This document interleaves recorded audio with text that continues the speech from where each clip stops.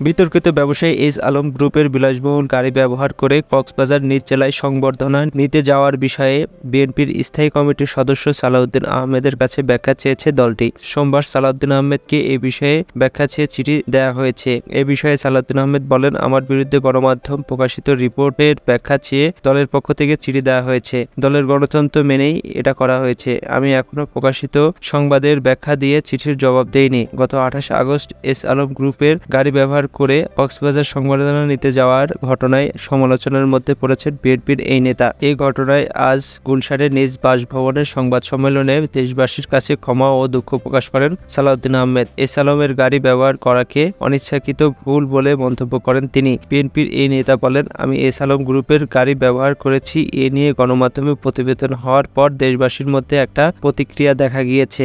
আমি যদি অনিচ্ছাকৃত দেশবাসী ও কারো মনে কষ্ট দিয়ে থাকি তার জন্য দুঃখ প্রকাশ ও ক্ষমা চাচ্ছি। তিনি আরো বলেন, এই গাড়িটি এস আলম গ্রুপে চাকরিরত আমার এক ছোট ভাইয়ের গাড়ি ছিল।